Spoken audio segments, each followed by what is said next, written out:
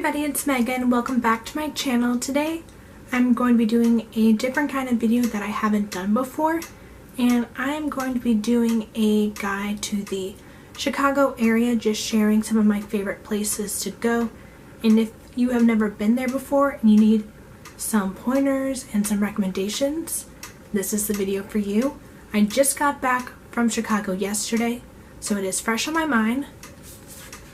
I made a list of restaurants, museums, and other places you should definitely consider going to. Number one is Portillos. If you don't know what Portillos is, it is a restaurant.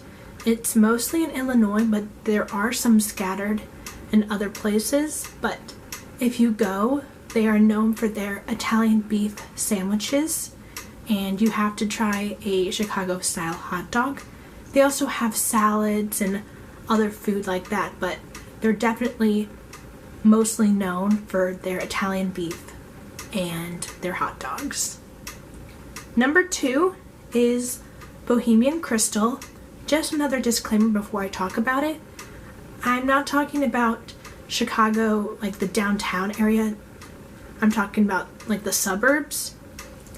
I am Bohemian, and Bohemian Crystal has very traditional style food from Croatia and that area. And when I go there personally, I get the fruit dumplings. They are so good. And if you like fruit dumplings, you definitely need to check it out. But if that's not really your preference, they also have traditional meat dishes that you can try. And I'm sure they're very good as well. My dad and brother love them. And going along with that, I'm going to talk about Riverside. Riverside is another restaurant that you can go to get a traditional meal. There I get fruit dumplings as well, and they also have different meat dishes. And I will put the address either in the description or on the screen so you can see which area it's in. I'm just gonna stick to restaurants right now. Chicago is also known for its deep dish pizza, but I personally don't really care for it. So if you are looking for an alternative, I would recommend Home Run Inn. They have different locations scattered, and when I was there, we got a pizza that was thin crust and just had sausage, and you can choose what you want on your pizza. They also have salads and other foods if you don't want pizza. And that is it for my restaurant recommendations. Now I'm going to move on to museums. The last time I was at the museums in Chicago, I went to the Museum of Science and Industry, which is really cool, and I'd recommend that. You could spend an afternoon there, but when I was there just a couple of days ago, I was on my phone looking on Google Maps. I just typed in museums, and the Museum of Broadcast Communications came up, and I had never heard of it before, but I'm really into news channels and TV networks, so I thought it was really cool. And at the moment when I'm recording this, they have an SNL Saturday Night Live exhibit, and it's really cool. They break it down by day as if you're really there, and they show you how the show comes together. And they have the real costumes there and real life scripts and notes, and it's just really cool, and I would definitely recommend that.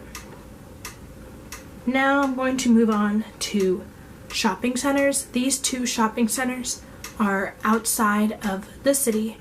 Of course, there's Michigan Avenue, and you can do shopping in the heart of Chicago, but we stayed in the suburbs.